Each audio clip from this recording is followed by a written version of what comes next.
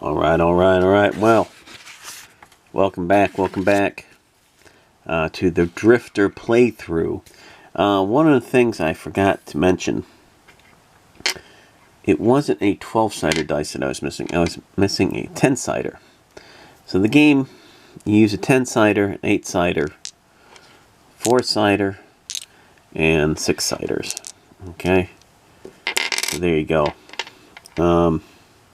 I suppose you could use cards. That would be kind of a neat way to do things, but I haven't got quite to that point. Haven't quite got to that point yet of using the cards. If you haven't noticed, I do have my candy cane here for good Christmas luck. Since it was just Christmas, so yeah, if I do use my cards, I'll use the Christmas Vacation Mary Clarkmas cards. Okay, so here we go. Now I'm going to be using the PDF on my smartphone, but I'm going to be reading it to narrate what's going on. In the meantime, I'll give you a visual when we hit the pavement or hit the dirt with the character here. I'll write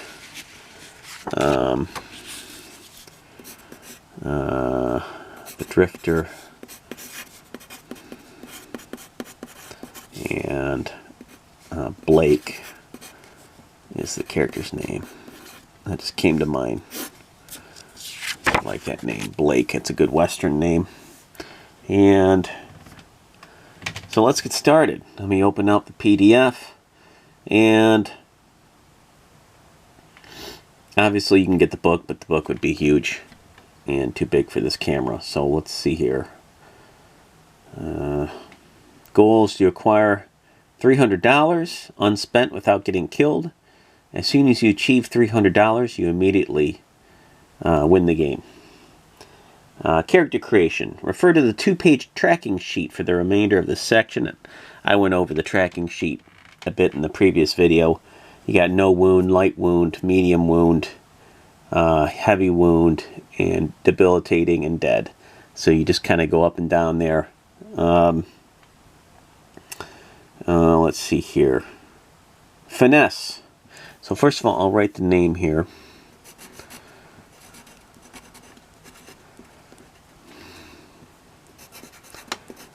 And then under that, the first character attribute or trait or whatever you want to call it is finesse. And sorry for the shakiness. It represents all of your character's physical skills. Your character starts with a finesse skill of 4. The finesse skill lowers depending on your current wound level. Other characters you encounter could also have a fitness skill. Not finesse, not fitness. 4. Okay, so you don't have to roll for that. Just it's automatically assigned. Hunch, which is the logo of a horseshoe, represents your character's mental skills. So put hunch.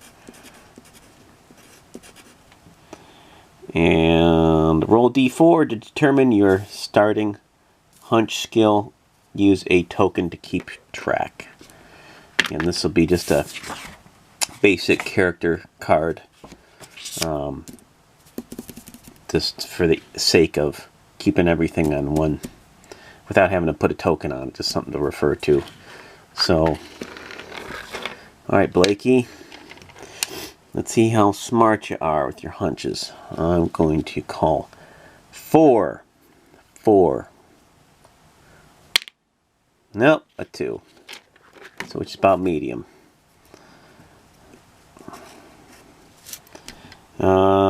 Karma. Or in the Gunslinger series would be called Ka. The universal balance. Karma represents your character's amount of luck. And I like that in the PDF they have, for the logo of Karma, a wagon wheel. And in Stephen King's Dark Tower series, he always, Roland, the main character, always says that Ka is a wheel. So I think there's a little inspiration there, maybe. Maybe not. Your character starts with 2 karma points. So I'll write karma 2. Use a token to keep track on the tracking sheet. Your character can have no less than 0 and no more than 4 karma. Any karma points you have can be spent to re-roll a combat table. Table B roll. Either your own, a partner, or an opponent. So it can be used to re-roll. Or any skill test. Something good to keep in mind. But you must keep the second result.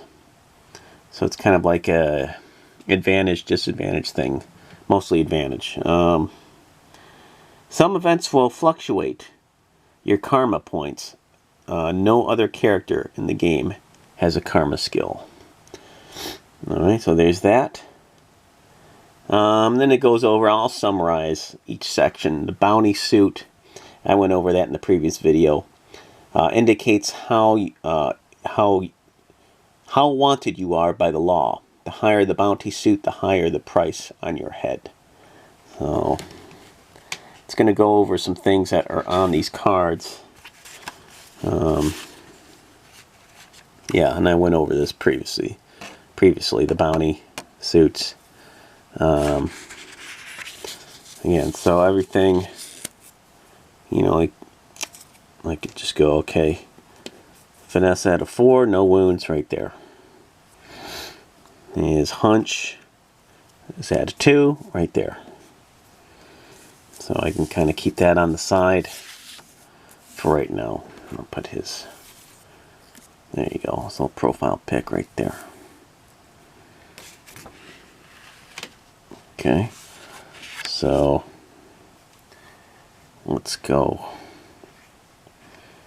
and read the rest of this. Money tracker, used to keep track of how much money you have. Use tokens to keep track. Some characters you encounter along the way will have potential loot on them, which would be determined by what's called the loot suit. This determines which column you roll under on the loot table. Okay. Oh, one of the things I forgot to roll is the bounty suit.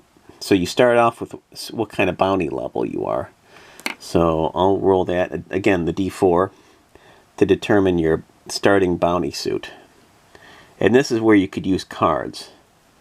So maybe I'll just do that instead to make it fun. Get the cards out and to add to the immersion of the theme. Again, probably recommended would be poker cards, traditional with the thick borders. But since it's Christmas time, will be special. Good old Christmas Vacation. Never gets old. Love that movie. Let's see here.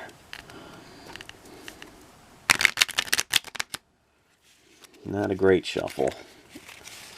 Came up a little short, so I'll cut the cards.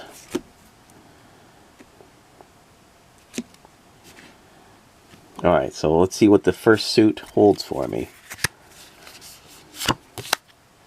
Hearts. Okay, so hearts. So hearts, I'll just write on here, bounty.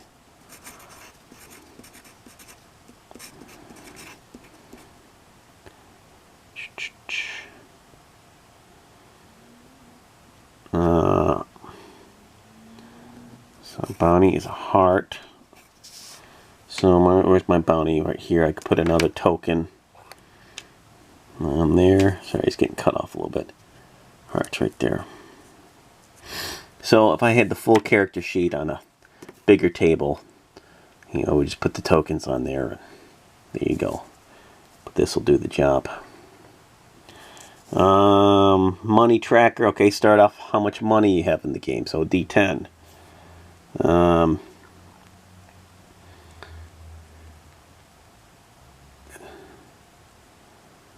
It says roll D10 on the loot table. Table D1 on the table sheet under the X column to determine if you start the game with any money, etc. Alright. Let's keep the D4 right there. There we go. I'm going to call 10. Nope, 7. So let's see what that comes up under on the loot table. So I'll go to my cards that I made. That's skill test. Loot table, table D. Alright, and then under which one here?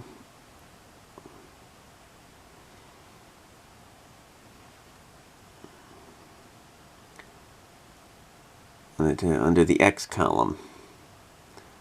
So X, I rolled a 7, 7 to 8. $2. There's more. Roll again on the same suit. For a Queen, King, Ace results, roll on table D2 loot event table. So it usually means you get something plus the loot. So $2. $2 whopping dollars. $2 stinking dollars. Let's see. But $2 is a lot more back then. So roll again.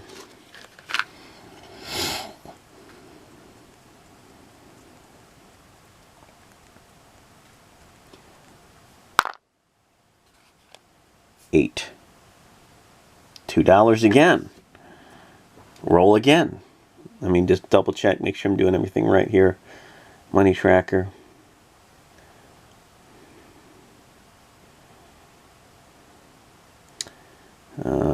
Yeah. Yep. So far I got $4. Because I'm adding them as I go. Because I roll again. 9. And $4. Very good. One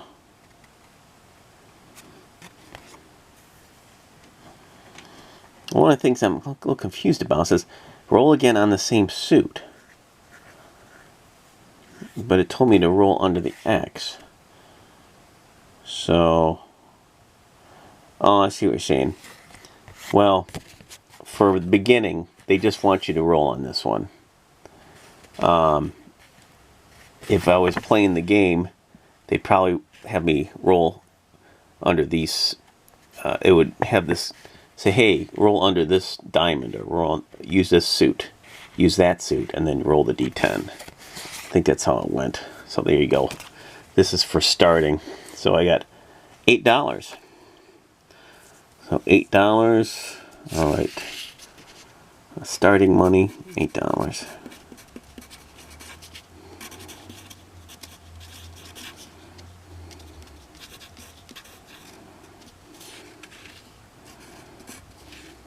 Okay.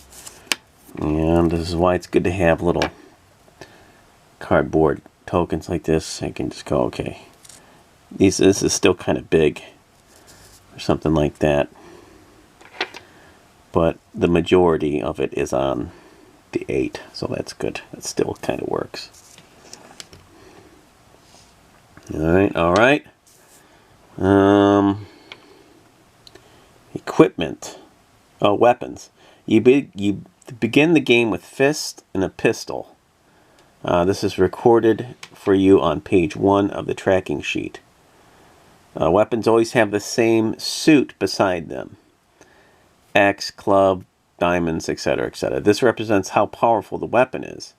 It also determines which suit column you roll under on the combat table. Table B on the table sheet. Whenever attacking with that weapon, you can have a maximum of 2 other weapons beyond what's already on the tracking sheet. Fists and pistol. But none the same. Only 1 pistol, 1 rifle. Okay, etc. Alright. So fist and a pistol. Alright. So this is where I can kind of use, I can just say, okay, well, since I started his backstory with the knife, he has a survival knife. So I can replace that with, instead of the pistol, I'll just say he's got a knife. You know, that puts him at a bit of disadvantage, though. So, again, that's an optional home rule. So, here I'll put equipment.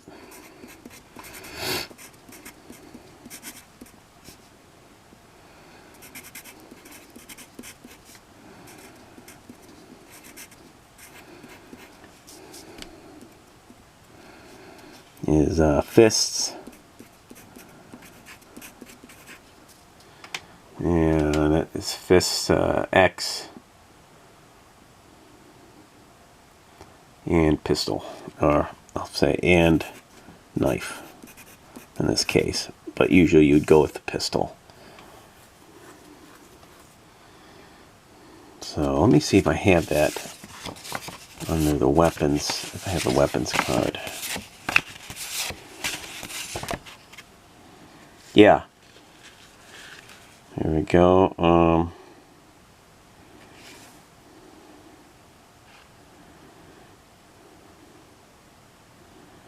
I don't necessarily have that. Let me see if I can find the sheet real quick.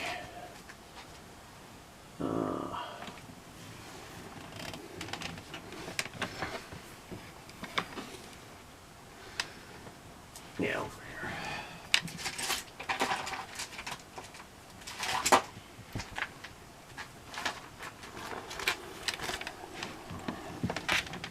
So here, they circled the suit. The pistol is that, and a fist is that. I'm willing to bet a knife is clubs. You know. So maybe I'll just write a little, do a little club right here to remind myself. Because it doesn't do as much damage as a pistol. I mean, it can, but not, you know what I mean. Let's see here. So, I'm already tweaking the game. Points of interest. This is where you record any relevant information in regards to points of interest located on the map. Treasures, bounties, etc. An event will specify what information to record for the point of interest. The hex is 4-digit identification code and the specific event in the event booklet to encounter. When you perform a points of interest action on that hex. Alright. So you have points of interest that you jot down that helps you kind of remember what was in each hex. You don't have to do it, but it helps. And again, that's where you put these little hex markers on there too, if it comes up.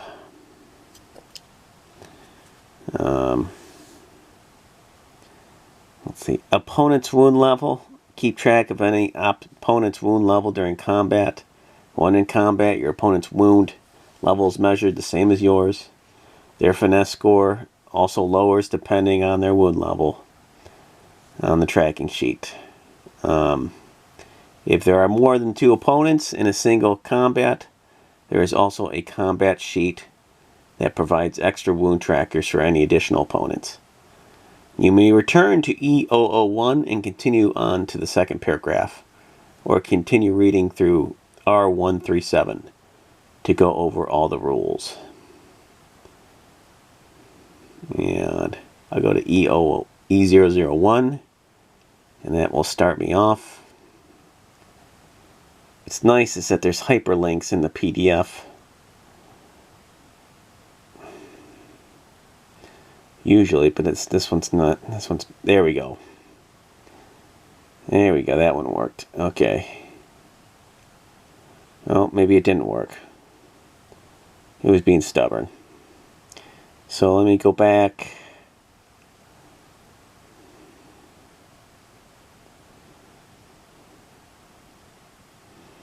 I'll go to page 1. They have it at the bottom there.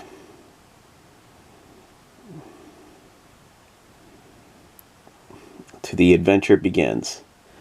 And in the next video, I'll show you, or I'll tell you the first opening paragraph. And I'll roll D6. It determines where I'm going to be at the map. And we'll go from there. Okay? Keep solo questing. And, yeah. See you in the next video.